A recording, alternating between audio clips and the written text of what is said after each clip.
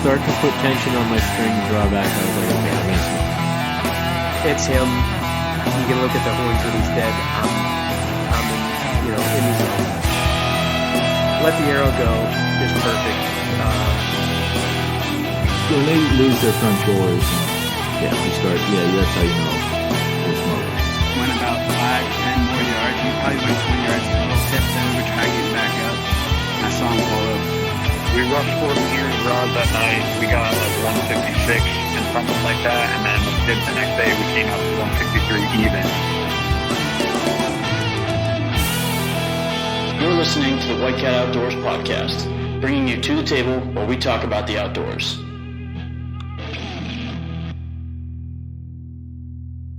What up, boys and girls? Episode 90. We only got 2. What am I saying? 2. 10. 10's the number I'm looking for. I thought you were going to say there's only 2 people in the studio. No, I was going to say, I could have said that to save myself. Screwed up your so message. I just look stupid anyway. But 10 more weeks until episode 100. So keep sending in ideas, and hopefully we can make something awesome happen for 100. We'll do it. And also, like Nick said, there's 2 people in the studio tonight. Tom had some farm work to get done, so he's burning through his vacation time. Mm-hmm. I don't even think he's sending to get this one approved by the boss. What? Yeah, he's burning through his vacation time. That's all I got to say. I don't know what he's going to do come October. He might be unemployed. Honestly, that's probably the better option than either miss hunting or unemployed. You got to go with unemployed. Hey, it worked out really well for turkey season for me. Yeah, sure did. But speaking of farm work, we just finished up our final work weekend up at the headquarters, and part of our work weekend was checking cameras. And I tell you what, we got some intel about some bucks that sticking around a lot longer. So that was one thing we wanted to touch on. Was, I guess, if you're listening every week, you know that we did a lot of different habitat changes. Cover, food plots. Yeah, a lot everything. of bedding. Yeah, we basically went all out this year, and it's paid off, is what we're finding out. Yeah. Typically, and the reason we did all of this work is our bachelor groups would be gone by the end of June, early July, and then it was like a ghost town, and it was nothing but smaller Scrubs. bucks, and we'd catch the occasional, like Frank killed that nice buck 2 seasons ago, but it's been tough. Yeah, for the most part, whenever we check cameras after July, there's nothing. Like, everything just completely disappears, and after like the first week of archery, it dwindles down even more because there just isn't enough there. Yeah. Or wasn't enough there, I should say, and that's why we spent so much time and effort completely changing the dynamic of the property. And so far, like I said, we haven't made it to season yet, but we're already a month farther along, and we still have bachelor groups running around. Yeah, we're less than 30 days from opening day. Yeah. And we've got multiple bucks daylighting. Yeah. Together. Some are hardhorned and they're still daylighting, which is that's promising. Yeah, very. Typically it seems like that's a big change in where they're ending up is once they go hardhorned, disappear. Now we've got several bucks. It seems a little early, doesn't it? To be for hardhorn? Yeah. I mean, maybe it's just me. But like some of them are still in velvet. Yeah, so it's just what was weird to me is that we had some totally rubbed out. Yeah. And then other ones full velvet. We didn't have anything in between, which I thought was kind of odd. Yeah, and we had bucks on multiple cameras. Like, we'd have this buck here in velvet, and then however long later on the same camera or different camera, completely hardhorned. There was no pictures or videos of them hanging velvet or in the... Yeah, which I was looking forward to. I know, I love seeing them hanging velvet. It's a cool look. Yeah. Looks tough. I was going to say literally tough was the exact word I was thinking. But yeah, so, I'm hopeful that they're going to be sticking around and it's going to be a good year. It's always a good year. Yeah, definitely. But this year's looking promising. Yeah, so the hard work pays off, and not just hard work, but doing your research on how you want to change the property for what's already happening. Yeah. I mean, we're seeing almost instant results. So yeah, because a lot of people just hear, they read about food plots and they're like, okay, I got to put food plots in, but they don't think about why they should have them on their property, or even if they should, or where to place them, hinge cuts, I do want to focus a little bit on that specifically, because the food plot we put in by your, I guess we each kind of have our own zone on the property we typically hunt. In one of what we call Frank's area, we put a nice sized food plot, but it's right tucked against the swamp and bedding. Yeah, there's apples on one side, swamp on another. There's a lot of high grass right close to it. It's in a sweet spot. What we've noticed is a lot of daytime activity. And I think it's because they have so much cover and they feel almost like they're secluded even in the food plot. Yeah. I mean, it's a really aesthetically pleasing food plot too. It's gorgeous. The way it works out is, there's a nice big apple tree in the center of it dripping over. I mean, there's tons of licking branches. Scrapes are going to be all over the place. I mean, that tree traditionally is covered with scrapes. Yeah. And this year's not going to be any different, I don't think. No. So it's going to be great. But that's what the cameras have been telling us anyway. And speaking of cameras, we got a pretty interesting picture on one of our cameras. Honestly, it's probably the coolest one I've ever seen for around here. That's just something you don't see very often. So I think it's one of the coolest pictures I have ever seen on a trail camera. Yeah, so you might be thinking, oh, double drop tine buck, perfect, centered up. No, that's not. This isn't not even close. Not even a deer. This past week we went and checked cameras, and mind you, if you don't know already, we're in like the northeast region of the country, specifically New York and Pennsylvania. Yeah. We had a picture of 2 sandhill cranes on our camera. I mean, perfectly centered. I mean, it was like gorgeous Kodak moment. If it was. It was like a perfectly taken photo. Send it to Nat Geo. They'll love it. We should. Upon further research, Frank found out that there is a tiny sliver of migration that works their way up through here, but it's pretty rare. Yeah. My dad is an avid outdoorsman, and I think he said he saw a pair of sandhill cranes maybe 30 some years ago, and that's it. Yeah. So if you're from this region and you have seen sandhill cranes or know anything about them, hit us up because I'd like to learn more about it and why they happen to be in our field. Especially it was cool because we moved our camera to that spot like days before. Yeah. So it was just interesting. Maybe they land there all the time. We just don't know about it because we didn't have a camera. That'd be wild. That's their landing zone when they're breeding in this area. Turkey population's good. Maybe we just got a little sandhill crane population down there. That would be wild, huh? Yeah. So that was pretty neat. Other than that, we got all of our stands are hung and checked. Found a great store up around the area that we could get some semi-affordable tree stands. Yeah. That still aggravates me that you can't get your $39 walk-ons anymore. But times they are changing. Yeah. Another thing that grinds my gears, I talked about this a few weeks ago about people with their workout routines for dragging deer. I keep seeing it, and I don't know what y'all are doing, but stop it. Yeah. Like, it's not. I don't understand what it is, but I keep seeing people posting workout routines to help get, like, I understand getting in shape. Yeah. I get it. But, like, there's people literally just making workouts designed to prepare you for dragging your deer out. And I think the best is 12-ounce curls, and you should be fine. No sleep the night before and bitch the whole time you're dragging the deer. And I'm not even going to make you pay for that workout routine. And honestly, it's not even that hard to drag a deer. They're like once you gut them out. I tell you what, I will send you that workout routine all laid out in an Excel spreadsheet for free. I won't even charge you for it. Yeah. I'll show you what I do every season, and it's never led me astray. Yeah. But I just don't get how people are so out of shape that they can't drag a deer. I think it weighs 120, 130 pounds, 100, a big one. Once it's field dressed, 150, 60. I mean, once in a while you get that 200-pounder, but even then, like... Once in a great while. Yeah, I've only seen, I think, 2 deer tip the scale of 200. Yeah. In our area. Now, if you're from Canada, it's a little different, and if you're from the South, you'll probably never see it. But in our area, I would say probably for a buck, 150 to 180 would be a very average. Yeah, respectable buck. Yeah. I think my dad's dressed out at like 170 last year. And then based on cameras, that was likely a 3.5-year-old deer.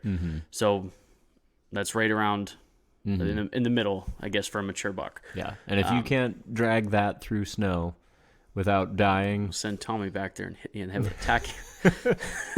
Exactly. I mean, I don't know. It rubs me the wrong way seeing these literally people putting workout routines together, and Yeah, I'm I here can to- understand it for certain hunts. Elk hunting, I Elk get it. hunting, sheep hunting, goat You'll do- hunting. yeah, If you you're want to get going- in shape. Yeah. But You don't want it to mid- ruin your hunt because you're out of shape. But Whitetail hunting, yeah, whitetail hunting in flatland, come on. yeah. I mean, maybe if you're hiking mountains for deer, you might want to work out. But I feel like Northwest you know PA, that. Illinois, Wisconsin, Missouri, all through the Midwest and Northeast, yeah, Ohio, any of it.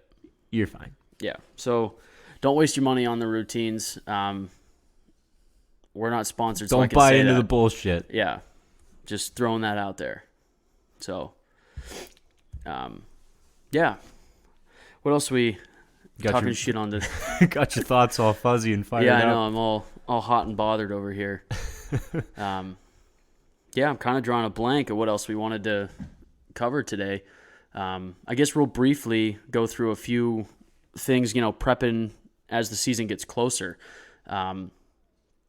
I wanted to bring up, this is the kind of time where I really start amping up my bow shooting. Yeah, And definitely. It's I shoot almost year round. Frank and I are in a winter league.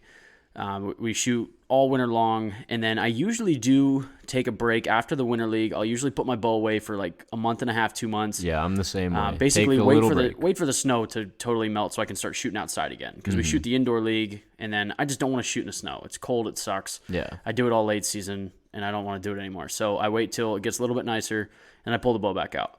But then this last month is, at this point, I'm dialed. I'm done touching sights, all that stuff. But now I just start shooting heavy and just getting trying your muscle memory It's and- exactly muscle memory. But one of the things you ran into, I believe, last year was you developed target panic. I didn't run into it last year. I was a problem for quite a few years. It was Oh, really? probably Okay. like I'll let you tell your story. yeah, it was probably like 3 years I was dealing with it. And it bugged the shit right out of me because I'm good at shooting a bow. And even with the target panic, I was still good. But it just bothered me because I would, and it was only, I don't know why it was, but like if I took I shot a, wrist release. If I took my finger away from the trigger and held onto like I guess the bar, yeah, the bar that goes from your wrist to the release. the release. If I held that with a closed fist, I could pull right up on and hold my pin rock solid wherever I wanted it. As soon as my finger creeped up towards the trigger, my arm would drop, and I couldn't get myself to go, put my pin on my spot, and drove me insane. And I always wanted to jump at it, and I figured it was from years of trap shooting because that was my muscle memory with shotgun shooting is rip up through the target. Yeah. So that's what my brain always wanted to do when my finger was about to pull the trigger. So that was kind of my thought process, and I was just scrolling through Instagram one day because I had read some different stuff about different releases and whatnot, and I saw a video of someone using a back tension, and I was like, that really looks like it would work for me because of the way you hold it. It's just like me making the fist around the bar on my finger release. So I was like, okay, I'll buy one. I'll give it a shot. And the first time I drew it back, it was launched your. no. I've never launched an arrow with a back tension. Better knock on some wood, but I know, because everyone that has ever shot a back tension, they say, well, you're gonna launch probably 5 or 6 arrows while you're learning how to use it, and I never did. Can't believe it. And mine doesn't have a safety because a lot of back tensions do have safety, so you don't do that, and mine does not. So never fucked up. So it keeps one in the chamber. yeah, always chambered. But yeah, the first time I drew it back, it felt super weird, but it worked immediately. Like right away, I could do whatever. I could hold right on. I could do everything that I wasn't able to do without the back tension. I think it's important to note that you initially bought this just for target shooting. Yeah, all I really wanted to do with it was break the habit. Yeah. And then go back to my wrist release just because of the convenience of having it on my wrist. And I just like that idea of a release better for hunting. Mm-hmm. Just that's what I shoot is a wrist release. Yeah, just because, and I could get one with a safety, so that doesn't happen. But it's something that's in your mind. If you're about to draw back on a deer and you don't, and it can go off if you don't draw properly, it could ruin your hunt. But so that's why my thought process was, okay, I'm just going to break this habit and then switch back to my wrist release, and absolutely loved it and couldn't get away from it. And I hunt with the back tension now. And you've killed a couple deer with it. Yeah, I've killed 2 deer with it so far. So I absolutely love it, and it immediately solved my target panic problems. 100%, no issue. It wasn't like a learning curve where I had to retrain myself, and I did kind of have to get used to what it was, just because the I've played with yours a little bit. Just it's different. Yeah, it's very different. And so there was that learning curve in the aspect of using that particular release, but there wasn't the retraining of it. Just completely solved my problem immediately, and I couldn't have been more happy. I've never bought something like thinking, okay, hopefully this as works. seen on TV. Yeah, exactly. Hoping that it works, and then it's like, wow, that worked perfect. So, I'm a gear guy, and anybody that listens knows that I enjoy new gear and playing with different things. But that's one thing I never got into was my release. Like, I shot a thumb release when I first started shooting a bow because that's just what my dad happened to have. And then I had a pistol grip release for a little while. Yeah, I tried that one that you had one. They're I hated interesting. My dad's was just like too light of a trigger where like if you like breathe, it could go off. Like it was very light. And then I found myself using a wrist release, and it's worked for me, and I've never decided to go away from it. Yeah. So I'm interested, what changed for you? Because I'm a wrist release guy. What changed for you hunting wise with your back tension when it comes to like, setting up for a shot or anything like that? Because like for me, I've drawn back many times. It's easy to let down if I have to. It's always strapped to me, so it's easy to just get ready to draw. Like what changed for you when you moved to a back tension? Really nothing, because I thought about the same thing, because I've been a wrist release guy since I started shooting a bow when I was Big time 5 years old. I shot a wrist release for almost 20 years.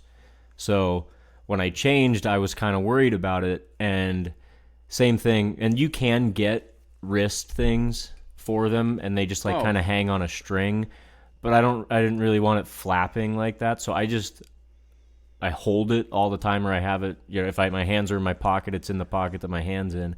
But when I've finally decided, okay, I'm going to hunt with this, it was like a month before the season, I said, I'm going to hunt with this, because I've gotten so used to it. I shot it all the winter league, all summer long.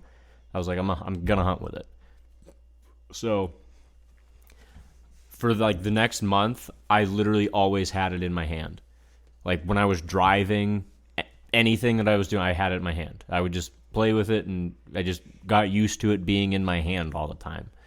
And once I got in the woods, I didn't notice it. It was no change at all for me for setting up shots, and once you know how they work, you can let down no problem without any worry.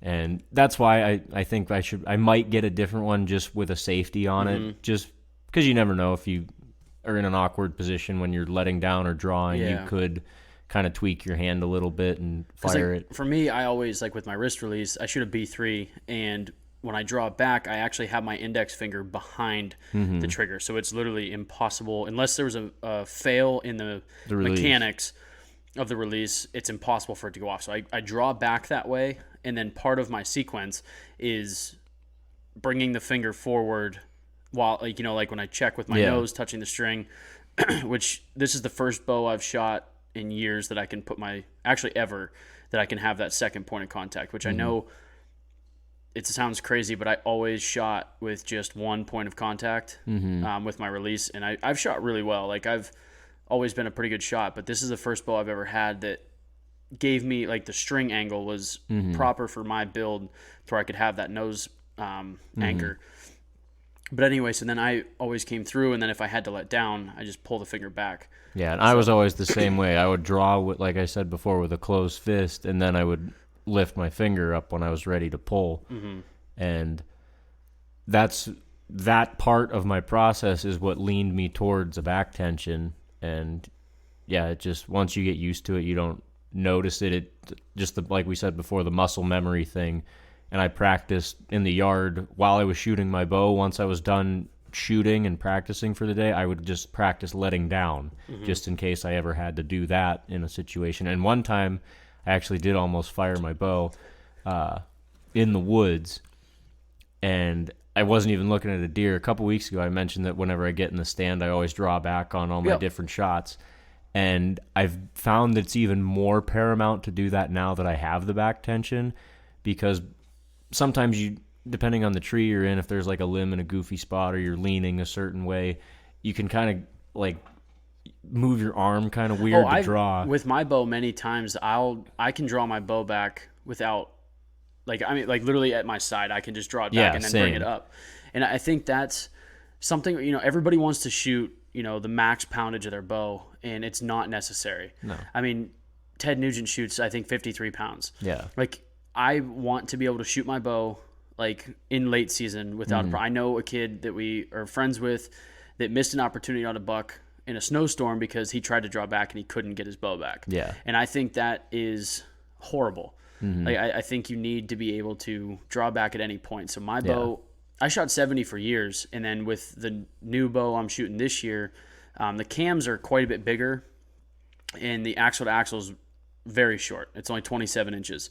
So I don't know if it has something to do with the larger cams, but that initial pull is much greater than I'm used to. So I turned my bow down to 63. Now I'm getting the same penetration that I was. Like, nothing of that has changed, but just easier to draw. Yeah, I dropped it down so I could still draw at my side, because many times I've had to draw like while sitting, like just right in front of me, and then pull up. Like, I refuse to have to do the huge like sky. I know, I've watched some people pull their bow back. I'm like, what are you like doing? You have to be able to draw it back without moving. Yeah. So I guess with a back tension release, that's got to be interesting to do certain things. Like because you said, like, pulling it at your side because your hand, and it's easier once you learn how to use it and how to hold it when you're drawing.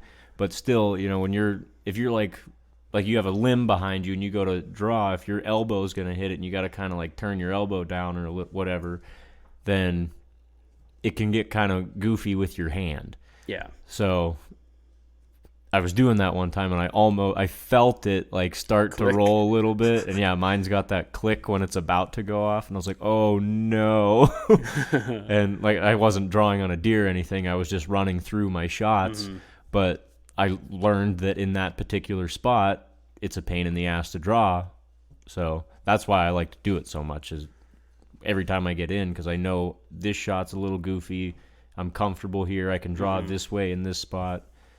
And I'm all about my back tension. I love it. Well, good deal. I guess while we're on the topic of like getting prepped for season, and it still has to deal with bows, I guess we'll briefly talk about broadheads a little bit. I'm switching out of the broadheads I used for the last probably 3 or 4 seasons, and I really honestly don't have any huge reason of why I switched. Yeah, basically. Basically, new bow, new broadheads. That's kind of switching it all up. And I ended up I went back to Rage, and I guess I got away from Rage probably, it's got to be probably 8 years ago. And no real reason, to be honest. I think I really don't know why I got away from them. And because I always had great luck with them, and I moved over to a hybrid arrow, so it was had 2 fixed, 2 mechanicals, and I had killed some deer with them, and I was never really that thrilled with the blood trails. And but with Rage, I've always had really, really, really good blood trails, and I think that's something that Rage is kind of notorious for, is their blood trails. But the reason people stay away from Rage sometimes is like their bone to bone, or like their bone impact, they lose a lot of penetration. So maybe that has something to do with the reason I stepped away from them. But anyway, so this year I switched over to a titanium hypodermic Rage. Yeah, my dad shoots hypodermics. Yeah, so they make a 100-grain titanium, which is even stronger than stainless. So my thought was that it would. I'm literally doing that right into the mic. I apologize for the listeners. You've done it like 100 times. Sorry, but anyways. So I went with those, and like Rage always talks about, is they fly like a field point, and they're the only mechanical, or I guess the best mechanical that when they say it flies like a field tip, or I mean, yeah, like a field tip, it does. Yeah. So I'm really interested to try those out this year. And I went back to 3 blades because that's the only time I ever, 2 different times I shot bucks that the blood was like spewing out before the arrow even finished passing through was on a Rage 3 blade. Yeah. And I don't know what it is about it, but that sight tells me the deer's dead. I'm not saying that that's a guaranteed thing. Like, don't. Yeah, but it boosts your confidence me, a lot. When I see the arrow hit the deer and blood squirting out while the fletching is still disappearing, to me that says dead deer. Yeah. And I liked that, and I want to go back to it. So I switched back to those. And so far, I mean, I haven't shot anything with them because I haven't. There's nothing been in season, but Yeah. confident they will do the trick. Yeah.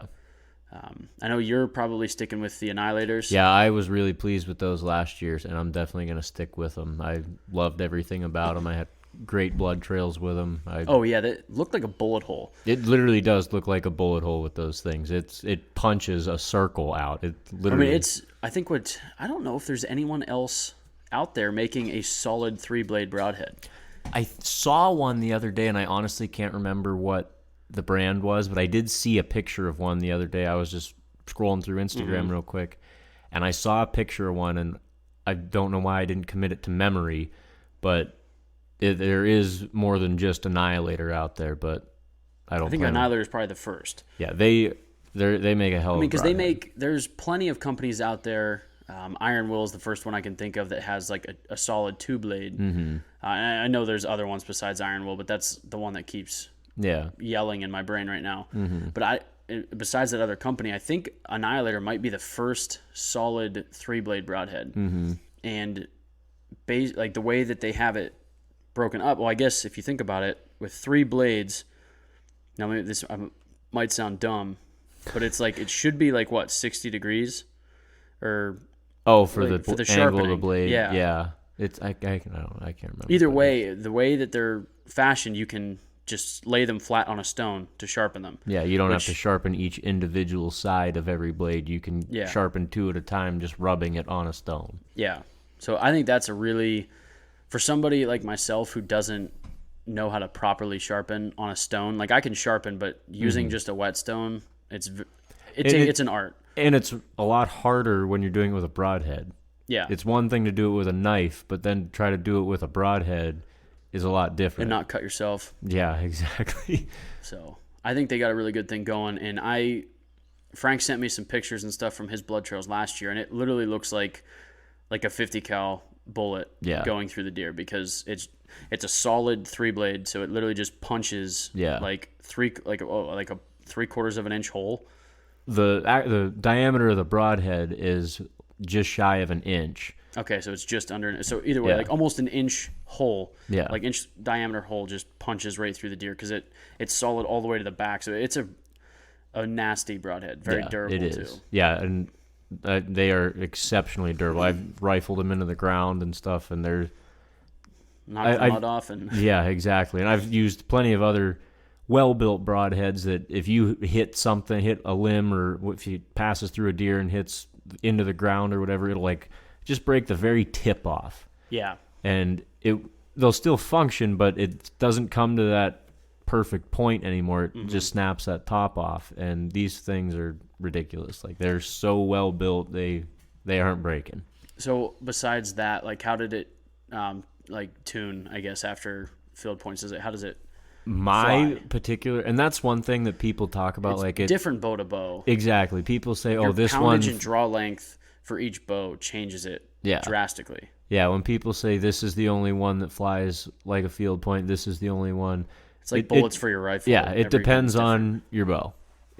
And with my bow, they shot exactly like my field points. With my setup, with my arrow. Out to 30 yards is probably as far as you. I would practice to 50. And they'll fly fine to 50? Yeah, they fly fine to 50. I haven't pushed them past that. I used to, you and I used to practice out to 100, 120 yards. Yeah. But I don't ever throw my broadheads that far. Yeah, no, I'm not going to throw a broadhead that far. So I'll shoot field points that far, but I'm not going to shoot a broadhead like that. So, but yeah, out to 50 yards, I shoot them exactly like my field point. Nice. There's no change in the tune, no adjusting the sight. It's money. Good deal. Yeah, because I mean that's like you said, it's for every bow. I know Tom's bow, for whatever reason, he shoots Rage, and his Rage does not fly like a field tip, but it's just his bow. Yeah, and when I used to shoot Rages 100 years ago, they flew just like my Camels or field. tigers smoked. Yeah, exactly.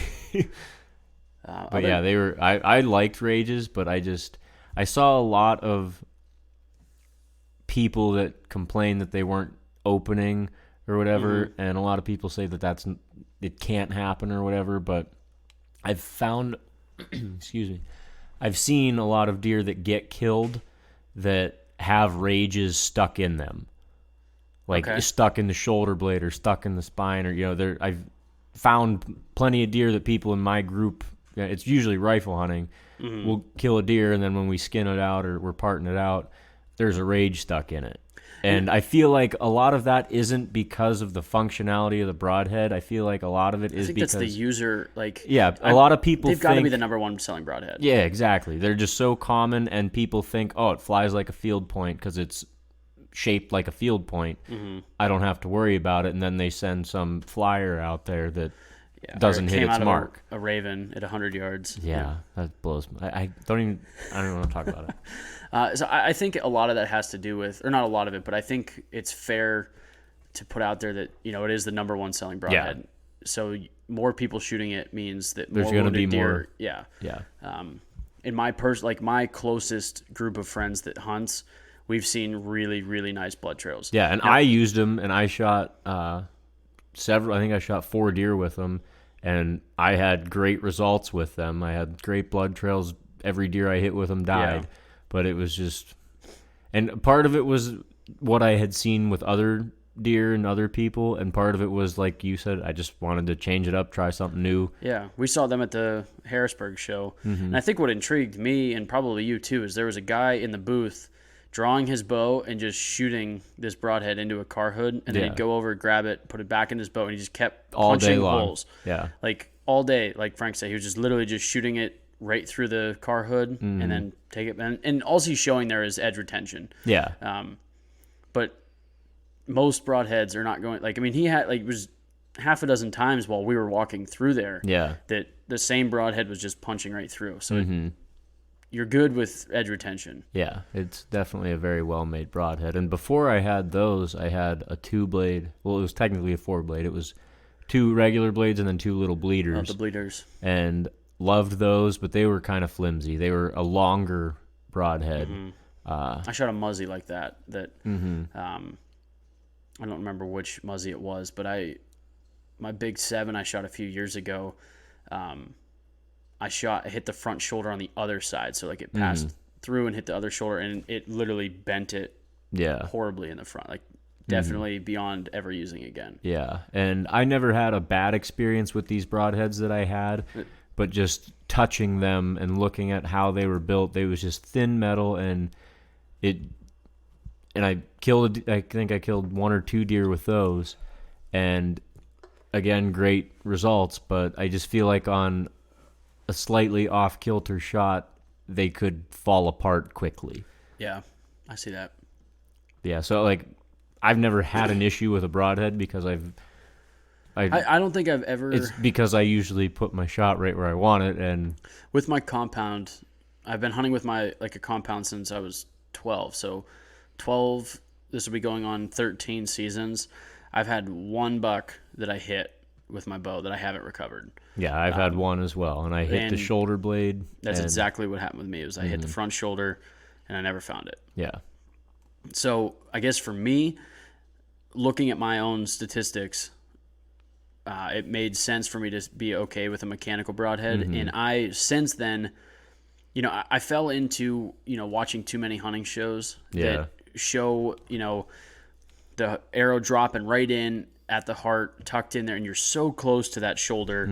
And I'm sorry, I don't go for those shots anymore. Yeah. I used to, and had one issue where a buck got away. And since then, I go center mass, about 2 inches behind where I see the shoulder blade. Yeah, and you can see their shoulder blade oh, when yeah, they're you can see walking. it. Just back You- up I- a little 2 bit. inches and that- drop down a little bit. And That's enough for me. Since I switched over to that, I've shot probably 4, maybe 5, and have never had an issue since. if you run a broadhead through both of their lungs, you don't need to hit their heart. No, They're exactly. dying quick. No, and all but one has died in sight for me. So like double lung shots, they don't typically go very far. Yeah. And the one that got out of sight was because I was hunting in such thick cover that I saw him close and then he was gone like as fast as he came in. Yeah. But other than that, I guess prepping for season, I really didn't get new gear or anything this No, year. me either. I'm rocking all the same stuff. Yeah, I mean, I did. I guess for Christmas last year, I got a Hui Man handsaw with an extendable connection. So that'll be nice for trimming out like a mobile stand. It's got it's just your regular handsaw that I've carried for years, but it's got, if you want to, you can attach like a 5-foot arm.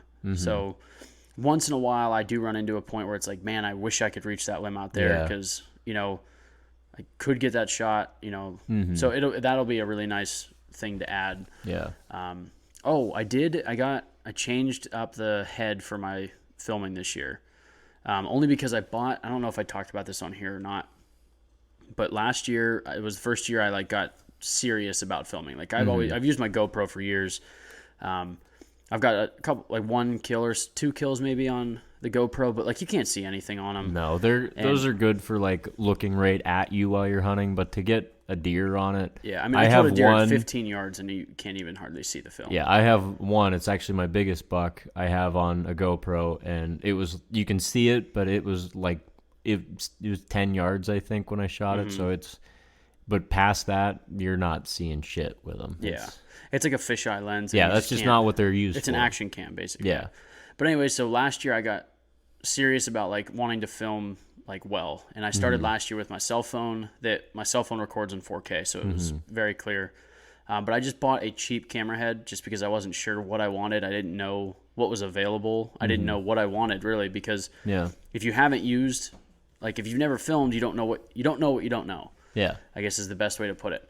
And after a season, realized some certain things I liked and didn't like about it, and started researching camera heads. And this year, I found myself with a pistol grip camera mount or camera head. So basically, my other one had a long arm off the back, and you would have to loosen a screw to move the camera, and then tighten the screw back down, and it was just too much screwing around. And it worked, but it didn't work at the same time. I just didn't like it from the beginning. So this year I found myself looking at pistol grip ones. And basically what this one does is it's a pistol grip. And when you squeeze it, it loosens everything up, and you can move the camera 360 degrees, angled down, angled up, left, right, anything. And as soon as you let go, it tightens everything back up. That's so nice. It's 100% just one hand use now. So, and the way the pistol grip works is where my thumb naturally wants to go is right on my record button. So I can hit record on the camcorder and adjust it where I need to, and that's it. That's slick. So I'm really excited about that. But other than that, when it comes to hunting gear, I have nothing really. We're in tune. We're ready to go. Exactly. Yeah. I'm a well-oiled machine at this point. Yeah, exactly. Yeah. I mean, we got, by the time this releases, 3 weeks? 3 weeks, yeah. In PA and New York. Yeah, I mean, PA. Some of you lucky guys are already out there, but yeah, for the ones that matter here in PA, New York, 3 weeks.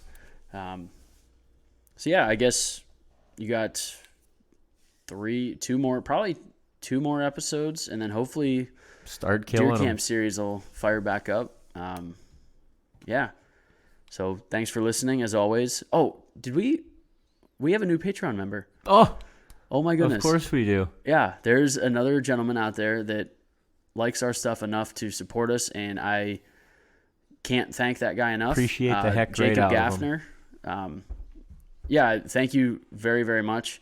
You're entered, obviously, into the $500 valued mobile stand giveaway. And you support what we do and make sure that this podcast continues to come out every single week for 90 episodes now. Mm-hmm. And at 300 episodes, we'll still be able to say every week because we just don't quit. Can't stop, won't stop. So Jacob, you're the man. Good luck this season, and I'm sure you're going to kill a big buck because that's just the way it works. Mm-hmm. So yeah, you guys should be more like Jacob and enjoy the podcast as much as he does and get outside.